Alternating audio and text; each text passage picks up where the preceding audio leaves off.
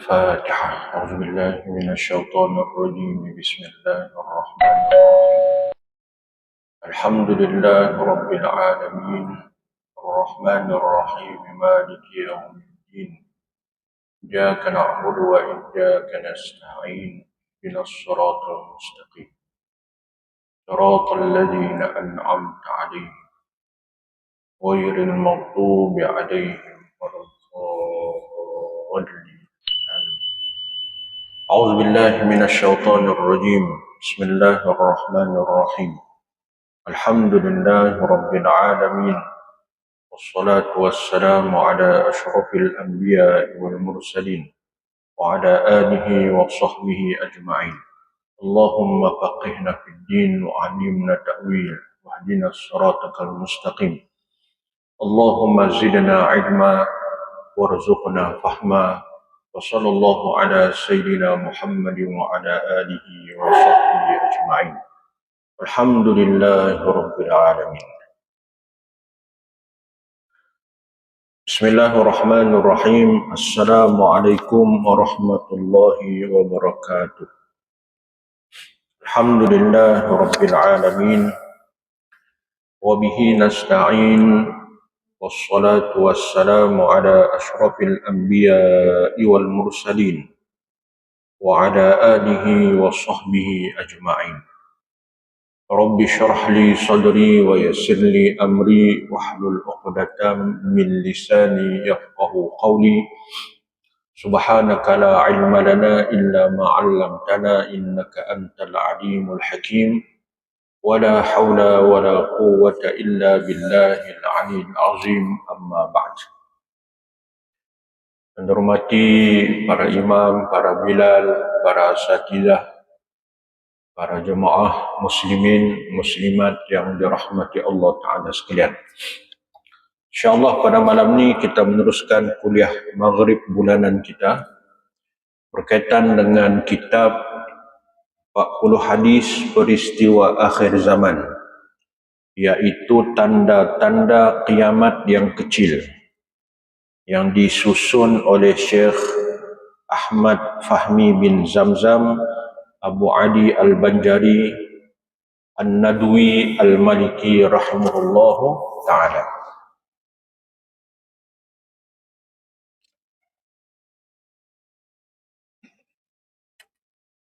InsyaAllah pada malam ni kita akan memasuki hadis yang ke-38.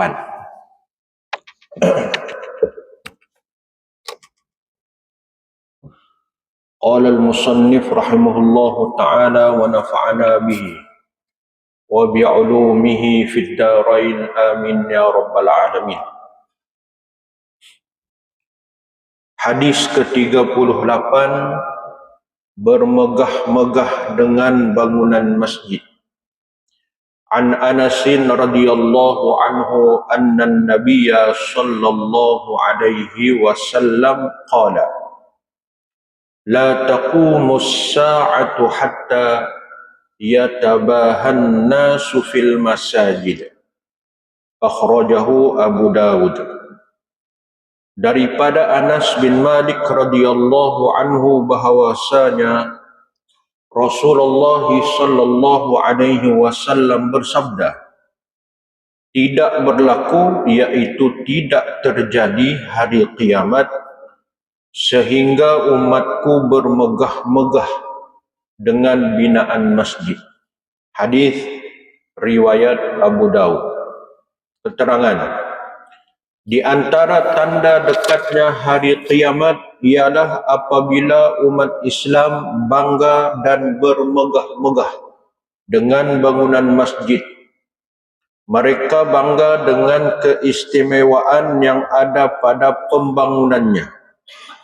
Perhatian mereka hanya kepada keindahan masjid sahaja, tidak kepada pengisian masjid dan ibadat dan salat berjamaah di dalamnya. Banyak masjid-masjid yang indah dan besar, tetapi yang datang untuk salat di dalamnya hanya segelintir manusia sahaja. Muslimin muslimat yang dirahmati Allah. Jadi hadis ini menceritakan tentang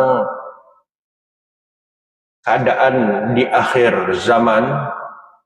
Keadaan mana? Keadaan masa kita lah. Ketika ini Nabi SAW menyebut, hadis ini tuan-tuan tidak berlaku pada zaman dia, tapi ianya dikhabarkan datangnya daripada Jibril alaihissalam yang menceritakan tentang umat akhir zaman, umat Muhammad SAW di akhir zaman. Dan cerita bermegah-megah terhadap pembinaan masjid ini bukan zaman kita mulanya. Dia sudah bermula pada zaman selepas Nabi SAW wafat.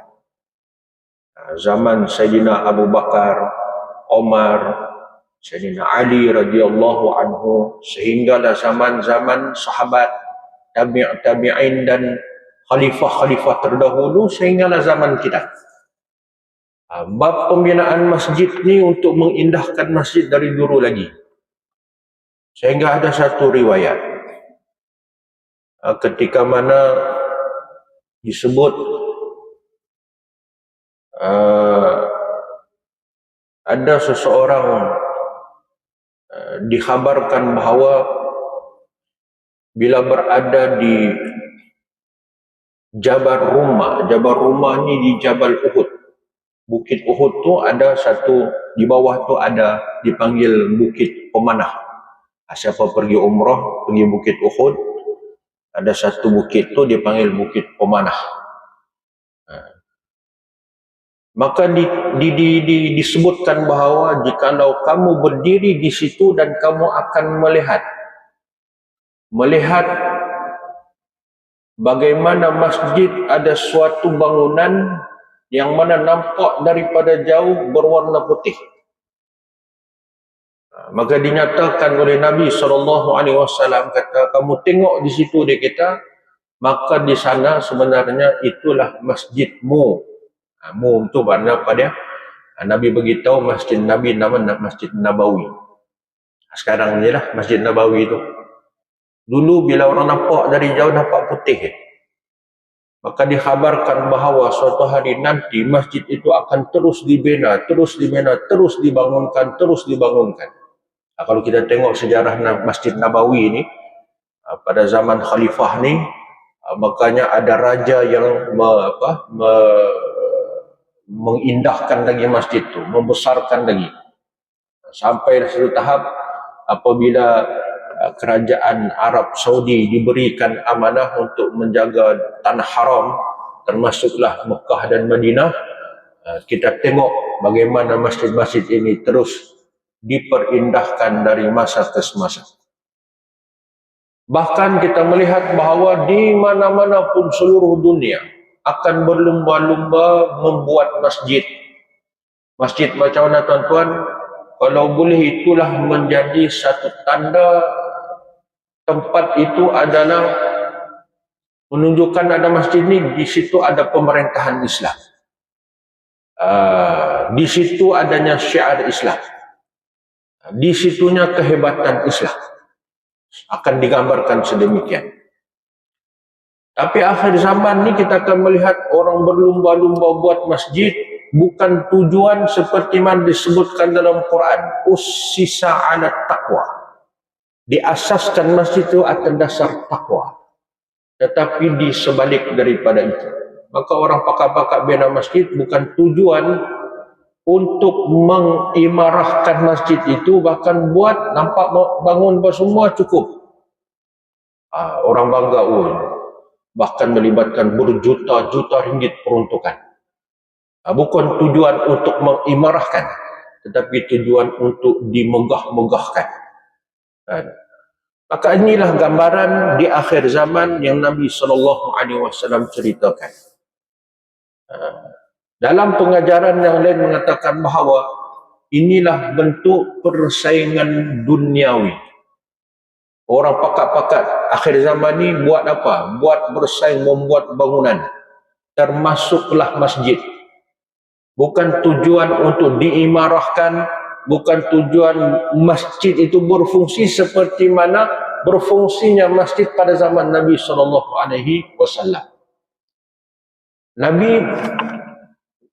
Nabi duduk di sebelah masjidnya. Kan? Masjid Nabawi itu asalnya kalau kita sebut yang kawasan Raudhah itu masjid asalnya. Kemudian Nabi SAW bila masuk sejarah cerita hijrah, masuk Madinah, dia membina sebuah masjid yang kita sebut Masjid Quba itulah, kan? Tidak jauh daripada Masjid Nabawi itu. Dan siapa yang bersolat situ kita tahu orang pergi umrah dibawa pergi ke tempat tersebut untuk ziarah dan mengambil kesempatan untuk solat di dalamnya. Solat sunat, besar ganjaran masjid siapa bersolat di Masjid Quba. Itu dirahmati Allah Ta'ala sekalian. Akhir zaman, bagaimana orang berlumba-lumba membuat masjid yang asasnya bukan atas dasar takwa. Ada satu hadis Nabi SAW menyebut bahawa orang yang membina masjid di dunia, maka Allah Ta'ala akan bina rumahnya di dalam syurga.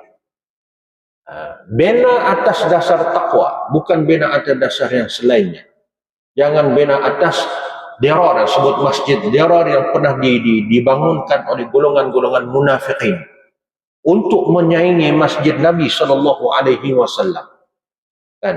Maka golongan munafikin ini dia buat masjid. Itu panggil masjid dirar, masjid golongan munafikin yang mereka bangunkan nak menandingi masjid Nabi SAW. Yang mana masjid diasaskan oleh usis ala taqwa, maka sudah tidak boleh ditandingi oleh golongan-golongan munafikin. Tapi Nabi cerita, akhir zaman kamu akan melihat orang akan berlumba-lumba buat bangunan, termasuk buat masjid, bermegah-megah dengan masjid. Tapi hakikatnya tidak memikirkan bagaimana nak mengimarahkan masjid. Kadang kita pikir-pikir, tuan-tuan, apa yang berlaku akhir zaman itu begitulah. Ada masjid, dia sibuk bangunkan masjid. Sudah ada masjid tu, indah dah, kasih indah lagi, kan? Tapi masalahnya apa dia? Perhabis duit untuk mengindahkan masjid, dalam hal mengimarahkan masjid kedekut. Kan? Kasih bagus menara, tidak ada menara kasih menara, kasih pasang macam-macam lah zaman kita ni kan. Tapi kuliah maghrib tiada, kuliah subuh tiada, pengajian tiada. Dahsyat. Kasih indah masjid tu, Masya Allah. Renovation masjid dah istilahnya kan. Renovation masjid tu, sungguh-sungguh. Tapi dalam pengimarahan masjid, Masya Allah. Tapi masih negeri kita ni okey kan. Di bawah tu cantik kan. Saya ingatkan tadi di bawah kita kuliah, rupanya masih di atas. Imarah juga masjid negeri kita ni, kuliah maghrib tiap malam kan, kuliah subuh dalam tiap hari Sabtu Ahad lah kan. Ada ceramah-ceramah hebat, majlis ilmu, kelas-kelas malam, bahasa Arab, faraid, fiqh, itu semua ada. Itu padan lah tuan-tuan. Itu kau buat renovate pun ada masalah. Cantik juga kan di bawah. Alhamdulillah cantik. Ini dengar kata ni nak diindahkan dari sini. Alhamdulillah. Seiring ini kadang-kadang ada orang kejar buat renovation masjid, tetapi dalam pembangunan rohani, imarah dengan majlis ilmu, tak ada. Ini berlaku tuan-tuan, berlaku. Ada pula jenis orang ni kedekut dalam mengurus masjid. Dia punya kedekut jangan cerita dah. Kan? Dia cukup bangga dalam akaun masjid tu di masa zaman dia sedang berkuasa.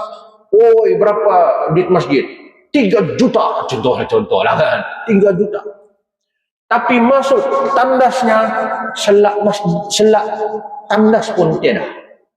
Kalau mau pergi qada hajat, sebelah tangan kena tahan begini, takut terbuka. Duit dalam akaun, Masya Allah. Ini tidak kena tuan-tuan. Sedangkan orang bersedekah, bernyumbang di dalam tabung-tabung masjid itu untuk dibuat apa? Bukan untuk disimpan, untuk diguna. Terpulanglah kebijaksanaan jatuhan kuasa masjid. Tapi janganlah pula terlalu buat renovate, majlis ilmu tiada. Lepas tu kedekut. Ada majlis ilmu ni tuan-tuan kedekut pula tu. Berkira. Berkira macam mana? Nak fikir tentang kebajikan siapa yang dia jemput. Ini berlaku tu tak berlaku. Jadi dalam hal berkaitan dengan akhir zaman begitu. Apa yang ada orang membanggai. Oh, zaman aku dia kata masjid cantik dia kata. Tapi imarahnya tiada. Yang kedua berkaitan dengan peranan masjid. Masjid ni tuan-tuan bukan sekadar tempat ibadah, itu khusus. Orang datang berjemaah di masjid 5 waktu sehari semalam. Tapi peranan masjid imarahnya bukan untuk ibadah semata-mata. Tetapi di sana juga untuk pendidikan. Untuk ilmu. Nabi SAW bila sebut Masjid Nabawi, rumahnya sebelah sahaja dengan Masjid Nabawi, segala-galanya aktiviti berlaku di masjid. Sehingga Nabi bermisyuarat untuk membuat satu keputusan penting. Perang contohnya, mengisytiharkan perang dalam masjid. Nabi menceritakan tentang umat akhir zaman. Nabi cerita dalam masjid. Nabi cerita tentang bab ekonomi. Soal halal haram dalam perkara ekonomi. Nabi cerita dalam masjid. Itu pembangunan ilmu. Ada seorang kawan saya tuan-tuan, dia di sebelah Semenanjung lah. Dia ni bukan orang agama. Dia bukan ada background belajar agama, ambil pondok awal, menengah, sekolah. Tidak. Dia belajar biasa. Tapi kehebatan dia ni, boleh memimpin waktu salat, imam menjadi imam, dalam keadaan dia membaca ayat-ayat Quran yang cukup sempurna dan baik. Sehingga mampu mengimamkan salat pagi Jumaat yang bawa surah As-Sajadah dengan suratul Insan.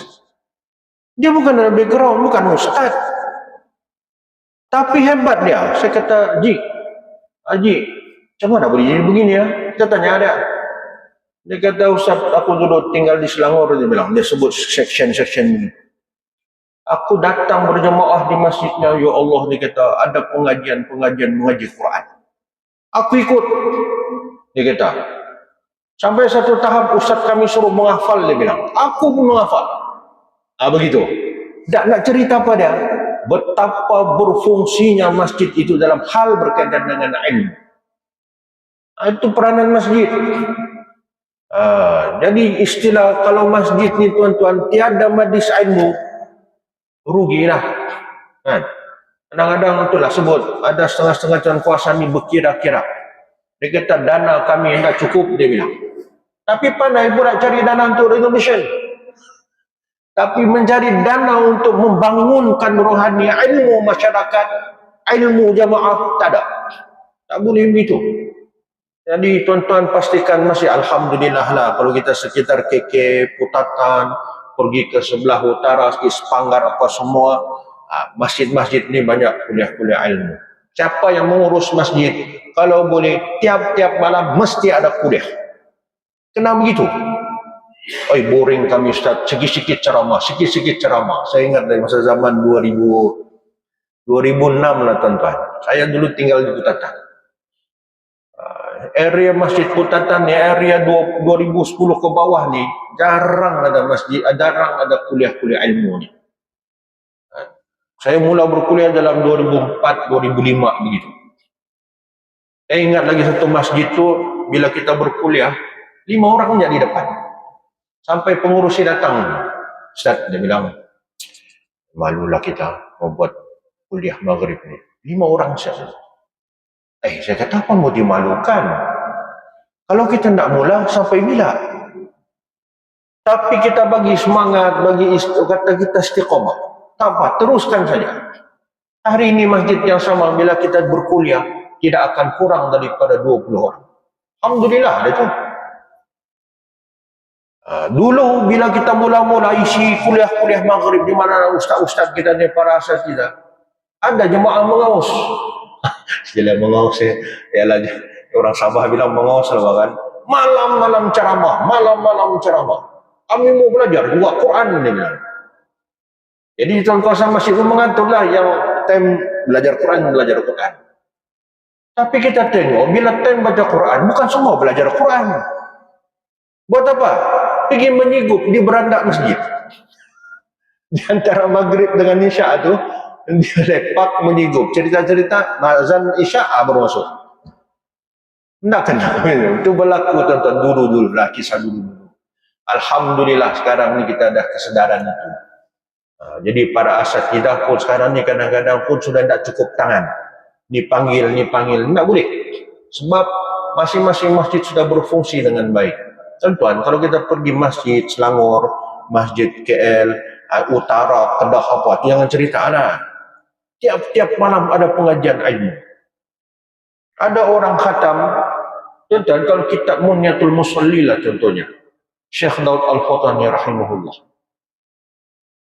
Kitab ni biasa-biasa dia ajar di pondok-pondok. Basic orang masuk pondok ni akan mengaji kitab ni bab salat. Bila dia mengaji, dia akan khatam di pondok. Tapi tuan-tuan sekarang tak perlu kita masuk pondok.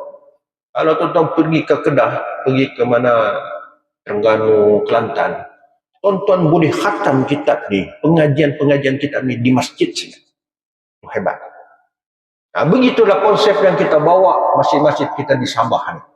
Bawa berkitab, kuliah berkitab. Ni ustaz ni bawa kitab sekian-sekian. Ustaz ni bawa kitab sekian-sekian. Ni kita bawa walaupun sebulan sekali tuan-tuan, bawa kitab 40 hadis peristiwa akhir zaman. Saya pun dah tahu mula start bila ni, pada tahun, rasanya sebelum tahun Covid lagi ni. 6 hari bulan 12, 2019. Zaman Covid ni kan, mula-mula Covid.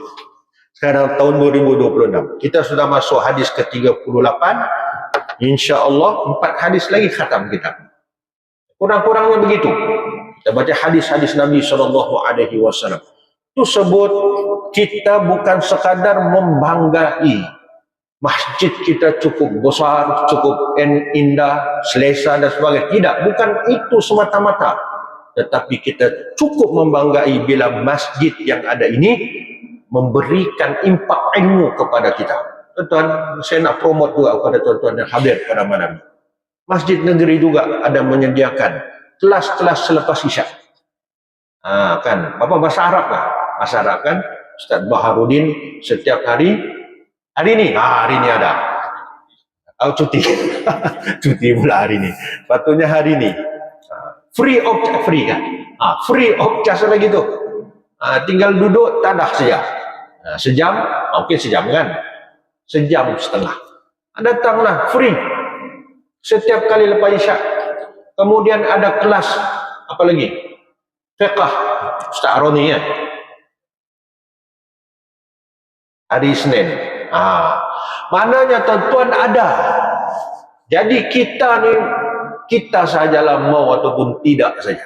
Jadi mana tuan-tuan masjid kita besar, masjid negeri begini, tapi imarah dengan ilmu.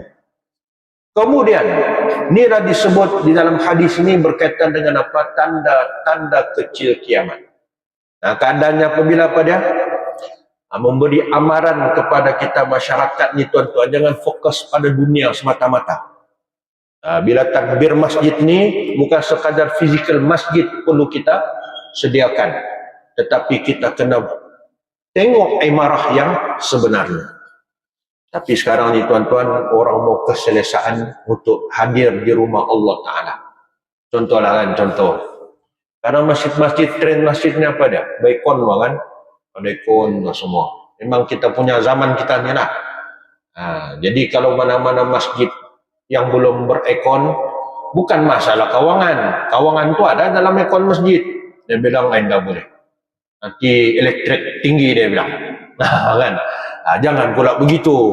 Kita kena mikir juga keselesaan dalam beribadah. Duduk selesa ibadah Alhamdulillah dalam keadaan sejuk begini. Kurang-kurangnya kita selesa dalam keadaan beribadah sesuai dengan zaman kita. Muslimin muslimat yang dirahmati Allah Ta'ala sekalian. Maka tuan-tuan dirahmati Allah, masjid itu bukan hanya dibanggai dengan pembinaannya yang cukup hebat. Ada orang buat masjid, Semua Kristen. Tapi rupa-rupanya sembahyang dalam tu pun tak boleh. Tempat orang melawat saja rupanya. La ilaha illallah. Kosnya berjuta-juta. Kan? Ataupun ada orang buat membangunkan masjid dengan kadar yang kos yang tinggi. Tetapi kita tidak memikirkan tentang bagaimana menyediakan juga peruntukan untuk menarik orang supaya datang ke masjid. Itu kena dipikirkan. Muslimin muslimat yang dirahmati Allah Ta'ala sekalian. Kita masuk hadis yang ke-39. Menjual agama kerana dunia. An Abi Hurairah radhiyallahu anhu anna Rasulullah sallallahu alaihi wasallam qala yakhruju fi akhir zaman rijalun yakhtaluna ad-dunya bid-din yalbasuna lin-nasi julud ad-dha'ni minal lin alsinatuhum ahla minas sukkar wa qulubuhum qulubudz dhi'ab yaqulu Allah ta'ala abi taghtarruna amma alayya tajtari'un fabi halaftu la ab'athanna ala ulaika minhum fitnatun tad'ul halima minhum hayran rawahu Tirmidzi. Daripada Abu Hurairah radhiyallahu anhu berkata, Rasulullah sallallahu alaihi wasallam bersabda, akan keluar di akhir zaman orang-orang yang mencari keuntungan dunia dengan menjual agama. Mereka berpakaian di hadapan orang lain dengan pakaian yang dibuat dari kulit kambing, yaitu berpura-pura zuhud dari dunia, untuk mendapat perhatian orang ramai. Dan perkataan mereka lebih manis dari gula, padahal hati mereka adalah hati serigala, yaitu mempunyai tujuan-tujuan yang buruk. Allah Ta'ala berfirman kepada mereka, apakah kamu tertipu dengan kelembutanku? Demi kebesaranku, aku bersumpah akan menurunkan suatu fitnah yang akan terjadi di kalangan kamu sendiri, sehingga orang yang alim, iaitu cendekiawan, pun akan menjadi bingung dengan sebab fitnah itu.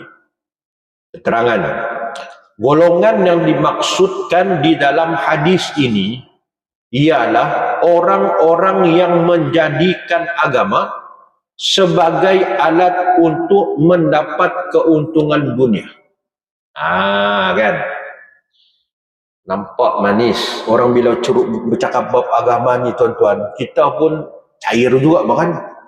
Dia bawa pula hadis, dia bawa pula ayat Quran, tapi hakikatnya disebut hati dia ni busuk, hati dia ni jahat, untuk mempengaruhi orang mendapatkan kepentingan dunia. Kan, ini bahaya zaman kita ni tuan-tuan. Jual produk ni tempek ayat Quran bagi laku.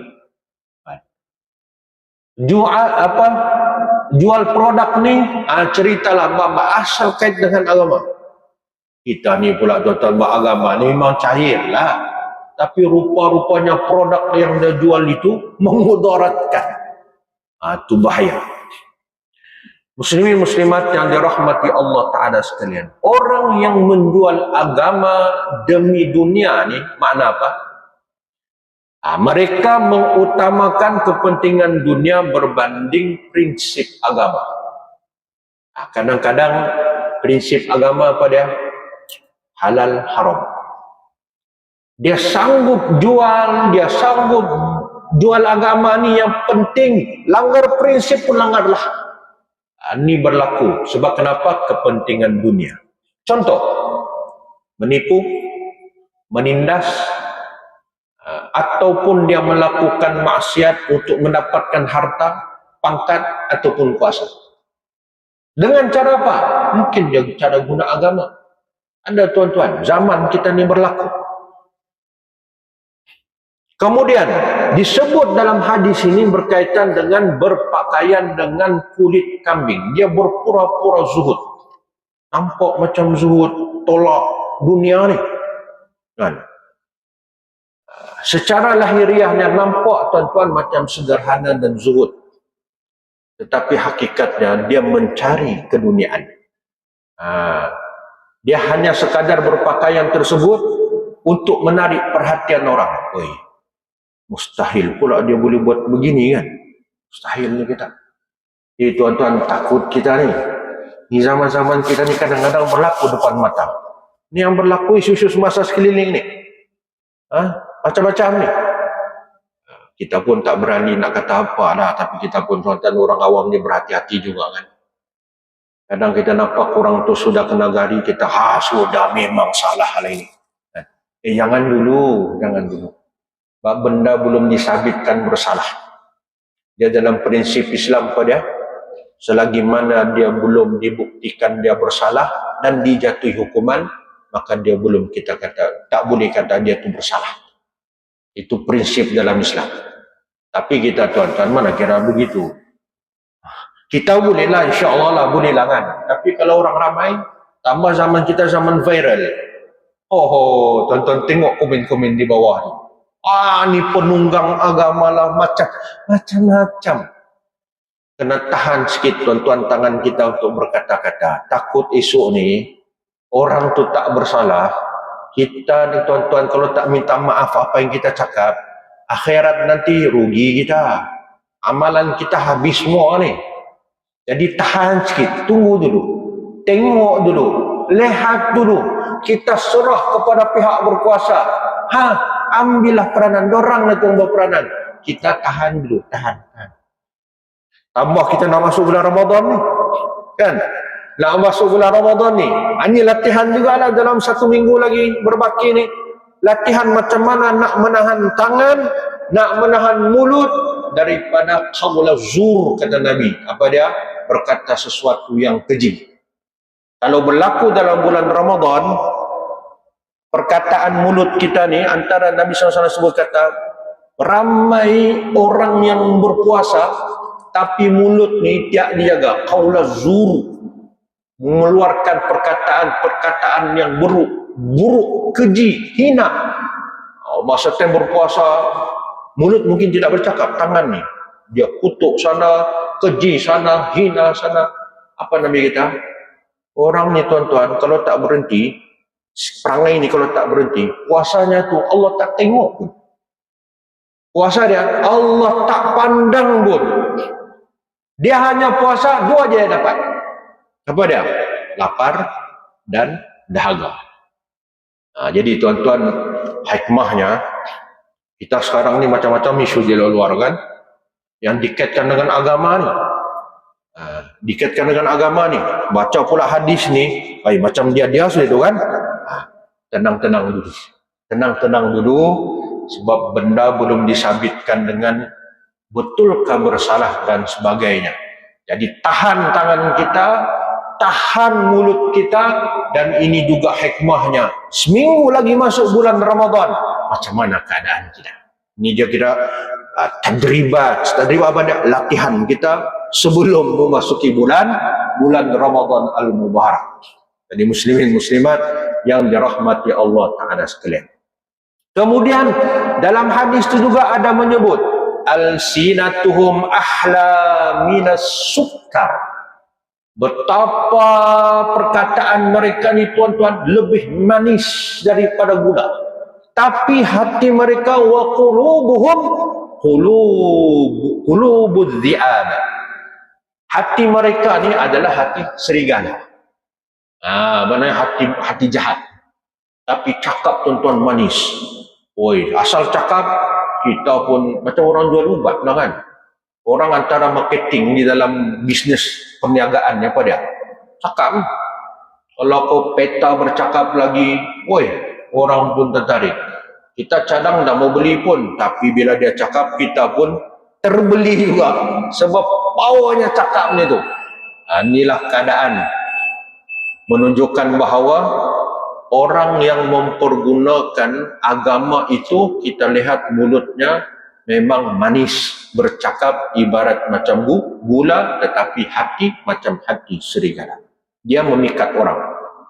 Tuan-tuan dirahmati Allah Ta'ala sekalian, mereka rela menjual agama untuk mendapat keuntungan dunia, dan apabila kepentingan mereka bertentangan dengan hukum syarak, maka mereka berani merubah hukum Allah dan menyembunyikan kebenaran. Mereka juga ahli mengemukakan hujah-hujah yang menarik dan alasan-alasan yang memikat hati. Tetapi sebenarnya hujah-hujah dan alasan tersebut hanya semata-mata timbul dari kelicikan mereka memutarbelitkan fakta. Mereka cuba menipu orang lain, padahal mereka sebenarnya hanya menipu diri mereka sendiri.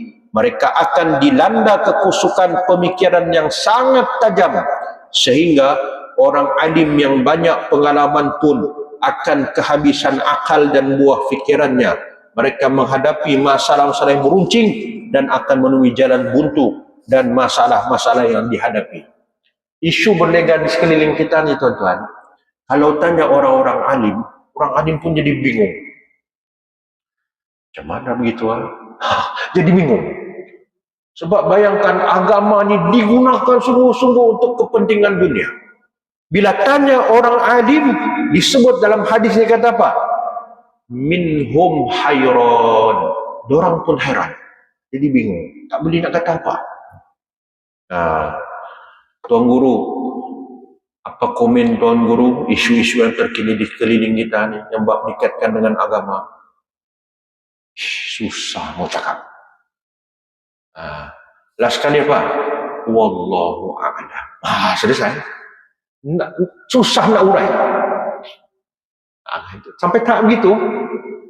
Jadi tuan-tuan dirahmati Allah Ta'ala sekalian, inilah berlaku di akhir zaman.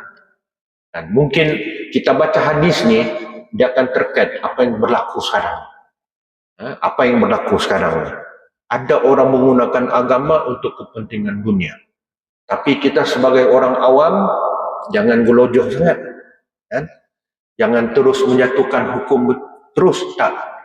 Tapi kita kena berhati-hati, serahkan kepada pihak berkuasa, kita tunggu dan lihat. Tapi kita kena ambil iktibar, kalau itu boleh berlaku dengan orang lain, mudah-mudahan kita ambil iktibar, tidak berlaku ke atas diri kita. Wallahu subhanahu wa ta'ala a'lam. Berbaki lebih kurang ada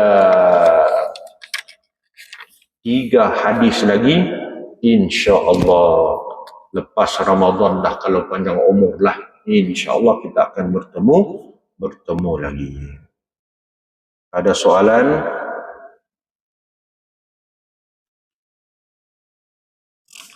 Ya, ada soalan. A'udzubillahi minasyaitonirrajim. Bismillahirrahmanirrahim.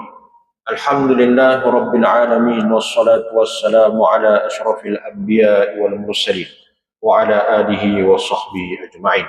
Allahumma ja'alna jam'ana hadha jam'an marhuma wa tafarruqana min ba'dihi tafarruqan ma'suma. Allahumma barik lana fi Sya'ban wa ballighna Ramadan wa ballighna Ramadan وبلغنا رمضان يا أرحم الراحمين وصلى الله على سيدنا محمد وعلى آله وصحبه أجمعين والحمد لله رب العالمين. Tangguhkan dengan bacaan tasbih, kifarah dan surat Al-Asr. Subhanakallahumma wa bihamdik, ashhadu an la ilaha illa anta, astaghfiruka wa atubu ilaik. Bismillahirrahmanirrahim. Wal 'asri innal insana lafi khusr إلا الذين آمنوا وعملوا الصالحات وتواصوا بالحق وتواصوا بالصبر. السلام عليكم ورحمة الله وبركاته.